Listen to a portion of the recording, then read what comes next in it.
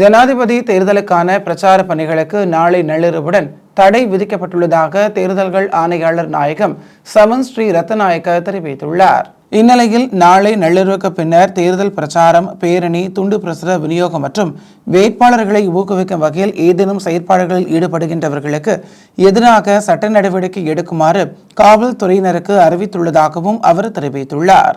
தமிழர்களின் இலட்சியத்துக்கான எழுச்சியை வெளிப்படுத்தும் வகையில் எதிர்வரும் 21ஆம் தேதி வாக்குகளை அளிக்க வேண்டும் என்று தமிழரசு கட்சியின் தலைவர் மாவை சோ சேனாதிராஜா வலியுறுத்தியுள்ளார்.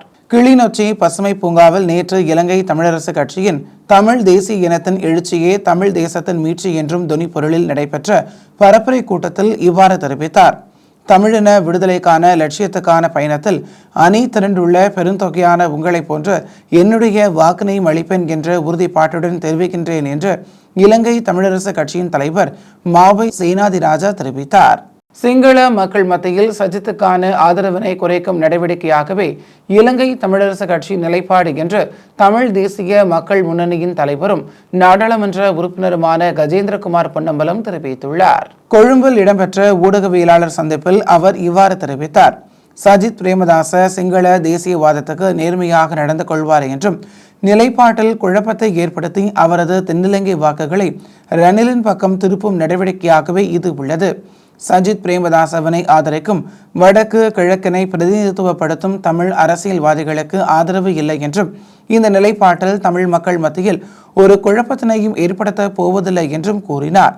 ஆனால் தென்னிலங்கையில் குறிப்பாக சிங்கள மக்கள் மத்தியில் தமிழ் அரசியல்வாதிகளின் நிலைப்பாடு குழப்பத்தினை ஏற்படுத்தும் விதமாகவே உள்ளது.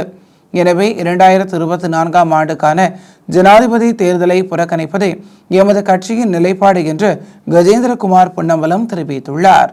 தேர்தல் ஆணைக்குழுவின் வழிகாட்டுதல்களை மீறும் அல்லது கடைபிடிக்காத ஊடக நிறுவனங்களுக்கு சட்ட நடவடிக்கை எடுக்கப்படும் என்று தேர்தல் ஆணைக்குழுவின் தலைவர் RMAL ரத்நாயக்க தெரிவித்துள்ளார். ஜனாதிபதி தேர்தலை முன்னிட்டு தேர்தல் ஆணைக்குழுவினரால் முன்வைக்கப்பட்டுள்ள வழிகாட்டுதல்களை மீறும் ஊடக நிறுவனங்களுக்கு உத்தியோகபூர்வ தேர்தல் முடிவுகளை வழங்க மாட்டோம் எனவும் கூறினார். மின்னஞ்சல், வாட்ஸ்அப் போன்ற ஊடகங்கள் ஊடாக அனைத்து ஊடக நிறுவனங்களுக்கு தேர்தல் ஆணைக்குழுவின் உத்தியோகபூர்வ முடிவுகள் பகிரப்பட்டு வருகிறது என்றும் தெரிவித்தார். மேலும் ஊடக நிறுவனங்களுக்கான தேர்தல் ஆணைக்குழுவின் வழிகாட்டுதல்கள் கடந்த ஜூலை மாதம் 26ஆம் தேதி வெளியிடப்பட்டிருந்தமை குறிப்பிடத்தக்கமை என்று தேர்தல் ஆணைக்குழுவின் தலைவர் RMAL ரத்நாயக்க தெரிவித்துள்ளார். நாட்டின் பொருளாதாரத்தை மீள கட்டியெழுப்ப அரசாங்கம் கடந்த 2 ஆண்டுகளில் மேற்கொண்ட வேலை திட்டமே காரணம் என்று ஜனாதிபதி ரணில் விக்ரமசிங்க தெரிவித்துள்ளார். அம்பாறை பகுதியில் இடம்பெற்ற தேர்தல் பிரச்சார கூட்டத்தில் கலந்து கொண்ட போதே அவர் இதனை தெரிவித்தார். அரசாங்கம் கடந்த 2 வருடங்களில் முன்னெடுத்த வேலை திட்டத்தின் காரணமாக நாட்டை முன்னோக்கி நகர்த்தும் பயணத்துக்கு இந்தியா, ஜப்பான் உள்ளிட்ட அனைத்து நட்பு நாடுகளின் ஆதரவும் கிடைத்துள்ளது. இந்த நாடுகளுடனான பயணத்தை நாம் தொடர வேண்டும் என ஜனாதிபதி ரணில் விக்ரமசிங்க தெரிவித்துள்ளார். மக்களின் வாழ்க்கை சுமைக்கான போராட்டத்தை அடுத்த வருடத்தில் முடிவுக்கு கொண்டு வருவதாக ஜனாதிபதி ரணில் விக்ரமசிங்க தெரிவித்துள்ளார். தெஹிவளையில் இடம்பெற்ற தேர்தல் பிரச்சார கூட்டம் ஒன்றில் அவர் இந்த விடயத்தை தெரிவித்தார். பொருளாதாரத்தை முறையாக முகாமைத்துவம் செய்து ரூபாவை மேலும் வலுவடைய செய்ய நடவடிக்கை எடுக்கப்படும்.